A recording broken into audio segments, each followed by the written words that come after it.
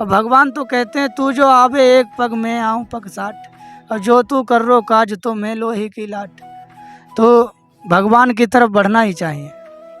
गाय पालने से अधिक धर्म कर्म ना कोई, और चरण पखारे गाय के मन वांछित फल होए। एक केशवपुरी महाराज थे, तो वो पाकिस्तान में रहते थे। तो उन्हें पीरों ने कुछ ऐसा कर दिया, उन्हें भिक्षा ही नहीं मिली।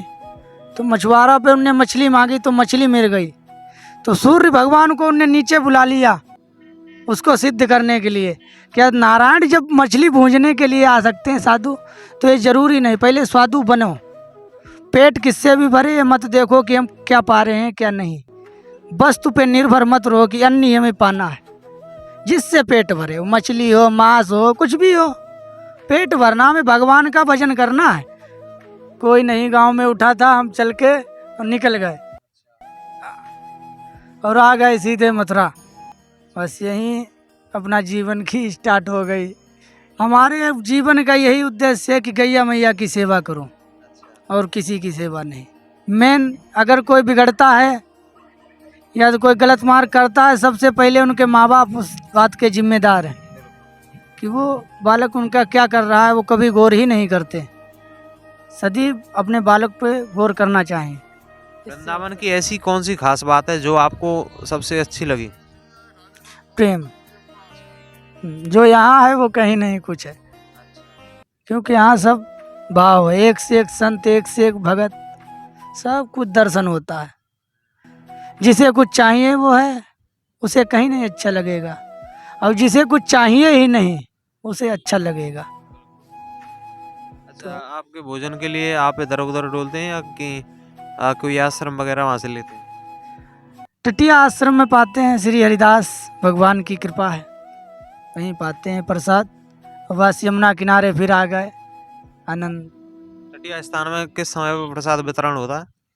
12 बजे वहीं पाते हैं और वहाँ से सीधे चले आते हैं। अच्छा, 12 बजे से लेके कितने बजे तक होता है? और हर एक कोई पा सकता है वहाँ प्रसाद? हाँ, कोई भी पा सकता है। श्री हरिदास के यहाँ किसी बात की कमी नहीं है। कितने बजे तक चलता है? 2 पंगत होती हैं आराम से, 2 बजे तक 1 बजे तक जो भी है चलता ही रहता है। नहीं, एक दिन मैं गया था तो मैंने देखा था वहाँ पे बहुत सारा प्रसाद जो अत्यधिक मात्रा में बना रहता है। वहाँ पे अनेकों साधु संत भोजन के लिए आते रहते हैं। अच्छा, मतलब और कोई ऐसा उपदेश जो हमारे दर्शकों को आप भक्ति भाव और श्री कृष्ण की भक्ति और जो सत्संग साधु की संगत, इनके बारे में आप बता सकते? श्री कृष्ण की भक्ति तो वही पा सकता है जो किसी की मदद करे, और जो मदद नहीं करता है वो कभी नहीं प्राप्त कर सकता है, क्योंकि भगवान तो सबकी मदद किए। तो इसलिए भगवान के भगत ने भी सबकी मदद की। तो सबकी मदद करो, जो अच्छा आचरण वाला दिखे तो उसकी मदद करो। कुपात्र को बहुत कम भगवान स्वयं देखेगा।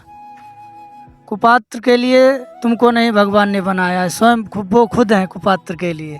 पात्र को दो जो भी देना है, सेवा करना है, जिसको ज़रूरत है। जिसको ज़रूरत नहीं उसको दो, तुम्हारा देना उचित नहीं है।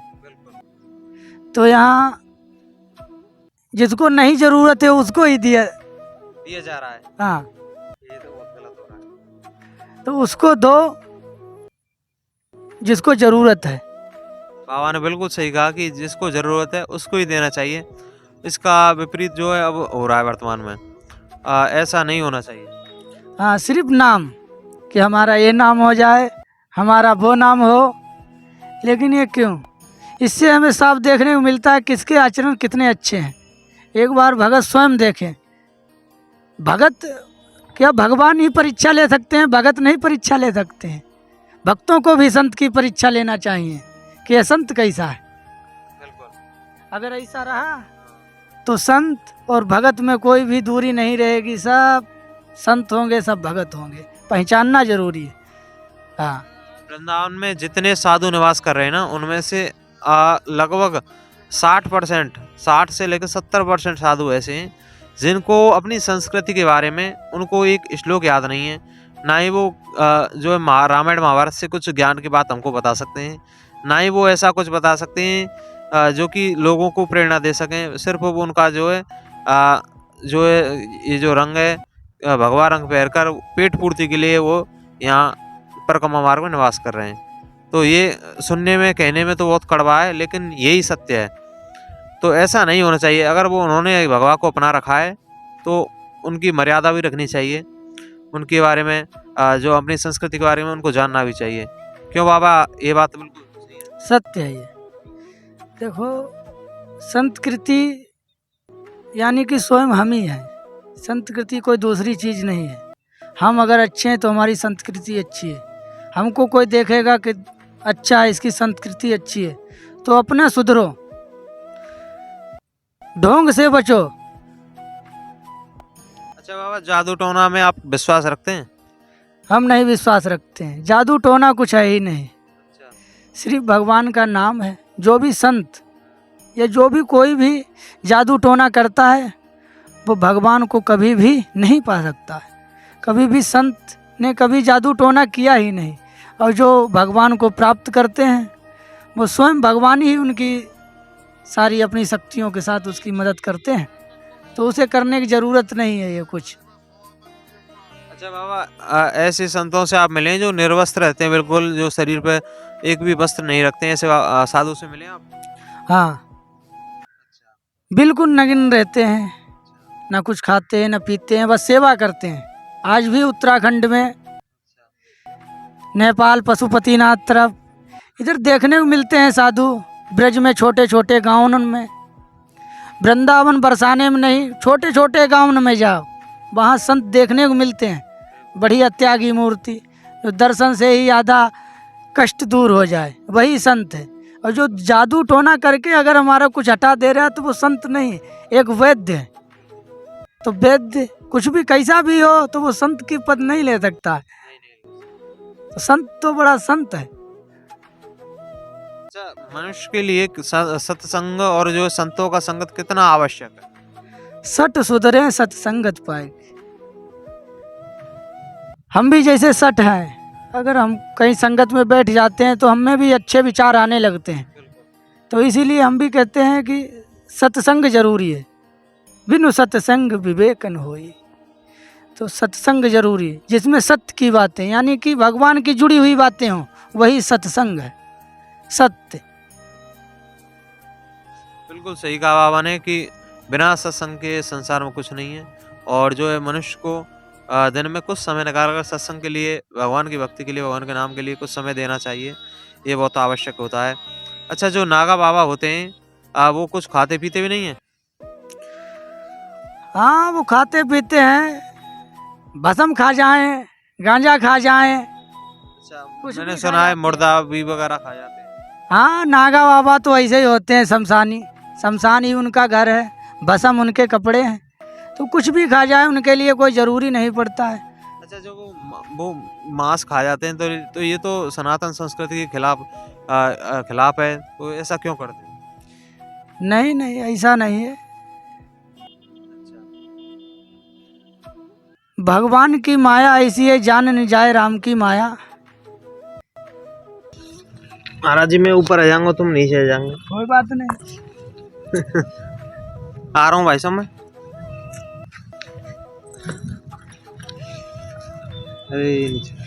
राधे राधे, बहुत बहुत स्वागत है आज का एक नई, राधे राधे, नमस्कार, स्वागत है आपका एक नई वीडियो में। मेरा नाम है दिलीप तिवारी। मैं आपको ब्यूटीफुल वृंदावन चैनल के माध्यम से वृंदावन व ब्रज के अनेकों साधु संतों के दर्शन कराता रहता हूँ। इसी प्रकार से मैं आया हूँ एक ऐसे साधु के पास में जो कि यमुना जी के किनारे यहाँ पे पवित्र स्थान पर बैठे हुए हैं। वो हमको दिखे, हमने चाहा क्यों ना उनके आपको दर्शन कराए जाएं। वो जो है चित्तौड़गढ़ के निवास करने वाले थे। अनेकों तीर्थों की यात्रा पर वो निकले हुए हैं। अभी वो वृंदावन तीर्थ में उपस्थित हैं। यहाँ पर वो केसी घाट पर रहते हैं। अभी अभी यहाँ पर इधर भ्रमण करने के लिए यहाँ पे आए हैं यमुना जी के किनारे। अच्छा बाबा, राधे राधे। राधे राधे भैया, राधे राधे। बाबा, कब से आप जो है वृंदावन में यहाँ भ्रमण कर रहे हैं? 2-3-4 वर्ष हो गया हमको। अच्छा, अब 4 वर्ष वृंदावन में हो गया। अच्छा, और बहुत ही अच्छा, जितना भी हो सके अपना आचरण सुधारना चाहिए। जीवन में बड़ा आनंद मिलेगा। चाहे कुछ करे या न करे, बस अंदर से सुधरते रहो, बाहर सुधरो या न सुधरो, आचरण जरूरी है। भेष नहीं मायने रखता है कि अपना कोई भी भेष बनाओ, भेष कभी महात्मा नहीं बनाता है। ऐसे ऐसे भेषों में मिलेंगे साधु संत जो पहचानना ही मुश्किल है। तो भेष पे मत जाइए, आचरण पे जाइए। आचरण अच्छे लगे तो वो साधु है, और अगर आचरण नहीं है तो वो साधु नहीं, चाहे भेष कैसा भी हो। क्यों भगवान अपना भेष नहीं, भगत भेष बना देते हैं भगवान का, कि हमारे भगवान इस तरीके से दिखें। तो भगवान कभी अपना भेष क्यों बनाएंगे? जो संत है वो कभी भेष नहीं बनाता है, वो आचरण बनाता है, जिससे आचरण की पूजा हो, और आचरण का ही महत्व है। बाबा ने बिल्कुल सही बात कही कि साधु जो है, साधु के वस्त्र हर एक कोई पहन लेता है, लेकिन साधु के आचरण हर एक कोई नहीं अपना पाता है। रोड के किनारे हम देखते हैं बहुत से साधु संतों से बात करते हैं, लेकिन वो साधु के रूप में कुछ लोग तो बस नाम मात्र ही हैं। साधु उनको कह नहीं सकते अच्छी तरह से, उनको जो अपनी संस्कृति के बारे में 2 शब्द नहीं बोल सकते वे, तो उनको साधु कहना अच्छी बिल्कुल बढ़िया नहीं हो सकता। अच्छा, ऐसे लोग बाबा आपने देखे होंगे बहुत से वृंदावन में। हाँ, लेकिन क्या किया जाए? अगर जंगल है तो मोर है, और साधु है तो चोर है। साधु जो अच्छे हैं उनकी छाया में वो पले रहते हैं, लेकिन वो सुधरते नहीं हैं, क्योंकि लालच लोभ ये सब की बात नहीं है जो छोड़ दे। भक्ति करे कोई सूरमा, जात वर्ण कुल खोए। तो सूरमा, संत सूरमा होता है, वीरों का वीर। संत से बड़ा कोई सूरमा नहीं, जो संत है, बाकी सब बंद। अच्छा बाबा, अब आपने क्या मन में विचार आया जो आपने जो है सन्यास को अपनाया? हमारे जीवन का यही उद्देश्य है कि गैया मैया की सेवा करो, और किसी की सेवा नहीं। गाय पालने से अधिक धर्म कर्म ना कोई, और चरण पखारे गाय के मन वांछित फल होए। अच्छा, गौ सेवा तो गृहस्थ जीवन में भी रहकर हो सकती है, तो आपने ब्रह्मचर्य में ही क्यों अपनाया? ये जब मालूम ही नहीं था, अब आप पीछे लौट नहीं सकते, नहीं तो जरूर। इसीलिए कहते हैं कि अगर माँ बाप अच्छा ज्ञान दें तो बालक सब कुछ घर ही प्राप्त कर सकता है। इसलिए सब लोग अपने बालक को सुधारें, हाँ, उसमें अच्छे आचरण दें। अब जो है माता पिता सबसे पहले तो भगवान का नाम बताएं बालक को कि यही है, यही पढ़ो, यही लिखो, यही, तो उसके सारा समझ में आ जाएगा कि हमें करना क्या, किससे पेट भरना, क्या करना है जगत के लिए। लेकिन नहीं, सब वही नहीं जानते हैं तो अपने बालकों को क्या सिखाएंगे। मेन अगर कोई बिगड़ता है या तो कोई गलत मार्ग करता है, सबसे पहले उनके माँ बाप उस बात के जिम्मेदार हैं कि वो बालक उनका क्या कर रहा है, वो कभी गौर ही नहीं करते। सदैव अपने बालक पे गौर करना चाहिए। बालक ही भगवान है, भगवान ही बिगड़ जाएगा तो फिर क्या? तो सुधारो। यानी कि जो बच्चों में जो लक्षण आते हैं, जो संस्कार आते हैं, उनका जो प्रथम गुरु होते हैं वो माता पिता होते हैं। यानी कि जो बच्चा जो आगे जो आदत में डालता है वो सिर्फ अपने वो सब कुछ आदत डालता है वो अपने घर से आती है। जो संस्कार मिलते हैं उसको अपने घर से मिलते हैं। बच्चे का जो भविष्य माता पिता ही तय करते हैं। तो बाबा का कहने का मतलब यही है कि माता पिता का ये फर्ज होता है जो बच्चों को अपने को अच्छे संस्कार दें, अच्छा उनको सिखाएं, और माता पिता का यही फर्ज है, यही उनका कर्तव्य है। और अगर वो नहीं तो अगर वो बच्चा गलत मार्ग पे जाता है तो उसका जिम्मेदार भी माता पिता ही होंगे। अच्छा बाबा, कहाँ से आपका वो जन्म स्थान है और कितनी उम्र आपकी हो चुकी है? जन्म स्थान शाहजहानपुर, पुआया तहसील, गांव बेला छेदा। अब क्या करना, हम निकले थे पता नहीं किसके लिए और क्या हो गया। तो कभी भी ये नहीं सोचना चाहिए कि हमें यही करना है। जो कुछ होगा वो सब राम लिखा बैठा है, वही होगा। तुम तो बस एक अच्छा काम करते जाओ जिससे कोई तुम्हारे जो किया है काम उससे कोई सुधरे, कोई सीखे। यही एक ज्ञान है, अच्छा ही करना एक ज्ञान है। अच्छा करो। जितनी अच्छाई लोग कर नहीं पाते हैं न पूरा ज्ञान प्राप्त कर पाते हैं। इसलिए ज्ञान और अच्छाई एक है, चाहे अच्छाई करो चाहे ज्ञान लो, दोनों कल्याणी है।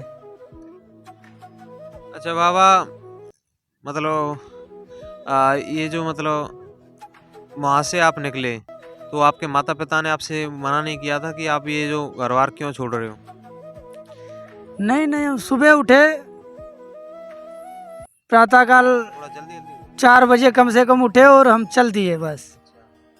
कोई नहीं गांव में उठा था, हम चल के और निकल गए और आ गए सीधे मथुरा।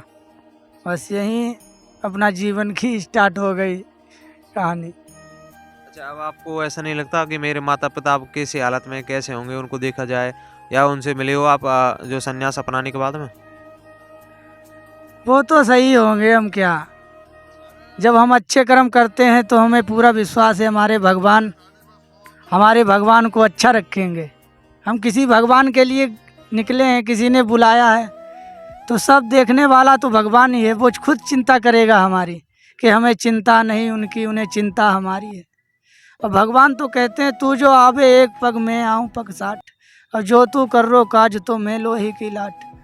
तो भगवान की तरफ बढ़ना ही चाहिए, बढ़ो। अच्छा, मतलब आप कितने तीर्थों की आप यात्रा कर चुके हैं? 4 धाम कर लिए, अब कहीं जाने की इच्छा नहीं है हमारी, बस वृंदावन, इधर 84 कोस में ही रहने की इच्छा है। यानी कि आपको सभी तीर्थों में, सभी धामों में ये वृंदावन ही भूमि एक आपको सबसे अच्छी रहने लायक और सबसे निवास करने लायक लगी आपको? सबसे उत्तम नगरी लगी हमें 84 कोस वृंदावन।